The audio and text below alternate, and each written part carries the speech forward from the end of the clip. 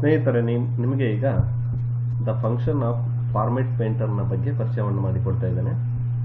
ಇಲ್ಲಿ ಕೆಲವು ಮಕ್ಕಳ ಹೆಸರಿದೆ, ಹಾಗೆ ಫಸ್ಟ್ ಸೆಮಿಸ್ಟರ್ ಮತ್ತು ಸೆಕೆಂಡ್ ಸೆಮಿಸ್ಟರ್ ಅಂತ ಹೇಳಿ ಎರಡು ಭಾಗಗಳಿದ್ದಾವೆ.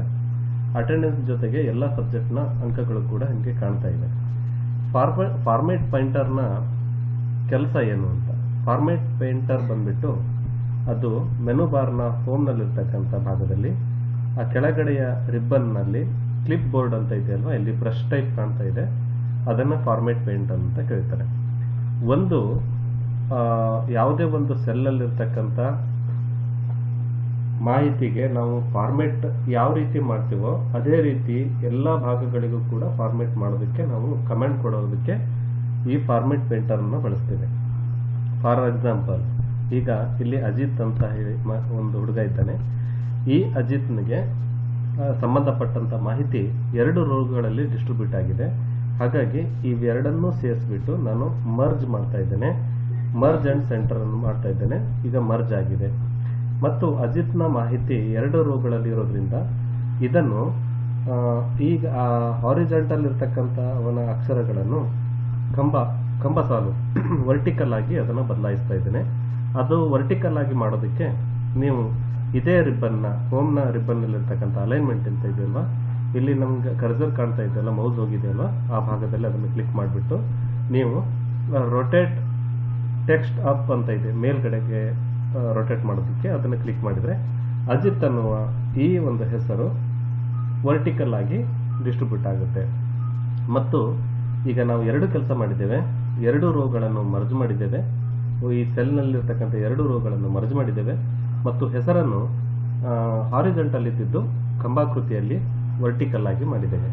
ಸೊ ಎರಡು ಕೆಲಸವನ್ನು ಮಾಡಿದ್ದೇವೆ. ಮತ್ತು ಇಲ್ಲಿ ಈ ಒಂದು ಮಾಹಿತಿಯನ್ನು ನೋಡಿ, ಅಜಿತ್, ಇದು ಎರಡು ಕೆಲಸಗಳನ್ನು ಮಾಡಿದ್ದೇವೆ. ಈಗ ಇದನ್ನು ಬೋಲ್ಡ್ ಮಾಡ್ತಾ ಇದ್ದೀವಿ. ಸೊ ಬೋಲ್ಡ್ ಆಗಿದೆ ಮತ್ತು ಇದು ಸೆಂಟರ್ಡ್ ಆಗಿದೆ, ಬೋಲ್ಡ್ ಆಗಿದೆ. ಹಾಗೆಯೇ ಇದನ್ನು ಅಂಡರ್ಲೈನ್ ಕೂಡ ಮಾಡ್ತೇನೆ, ಅಂಡರ್ಲೈನ್ಡ್ ಆಗಿದೆ. ಸೊ ಇಷ್ಟು ಕೆಲಸಗಳು ಇವಕ್ಕೂ ಕೂಡ ಆಗಬೇಕು.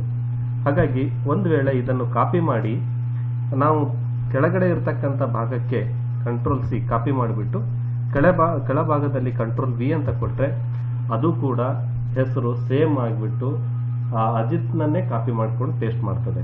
ಆದರೆ ನಾವು ಹಾಗೆ ಮಾಡೋದು ಬೇಡ.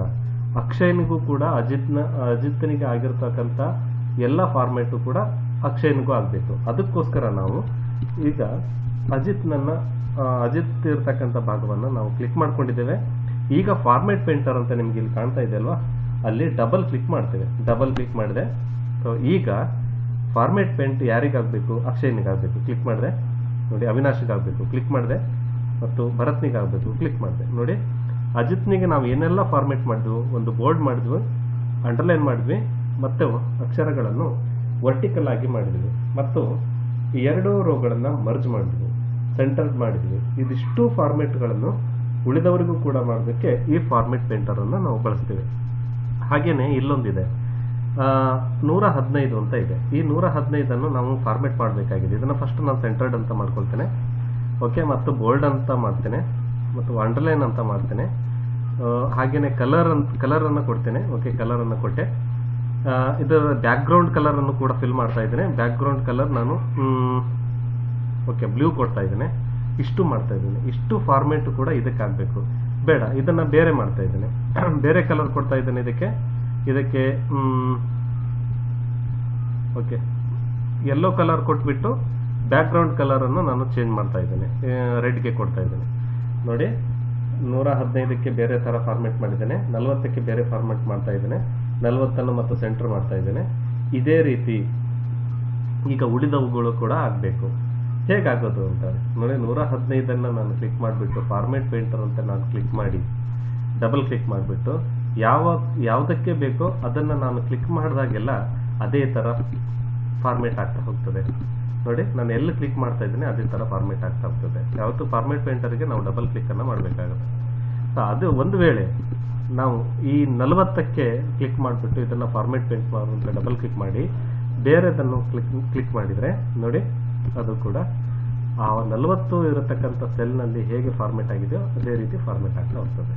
ಓಕೆ ಸ್ನೇಹಿತರೆ, ಫಾರ್ಮೆಟ್ ಪೇಂಟರ್ ಇದೆಯಲ್ಲ, ಇದು ಅತ್ಯಂತ ಸುಲಭವಾಗಿರ್ತಕ್ಕಂಥದ್ದು. ಕಾಪಿ ಮತ್ತು ಪೇಸ್ಟ್ ಮಾಡೋದಕ್ಕಿಂತ ತುಂಬ ಡಿಫ್ರೆಂಟ್ ಆಗಿರ್ತಕ್ಕಂಥದ್ದು. ಇದನ್ನು ಅಭ್ಯಾಸ ಮಾಡುವುದು ತುಂಬ ಒಳ್ಳೆಯದು. ನಾನು ಶೇಖರ್, JHS ಮಾಸೂರು, ಸಾಗರ ತಾಲೂಕು, ಶಿವಮೊಗ್ಗ ಜಿಲ್ಲೆ.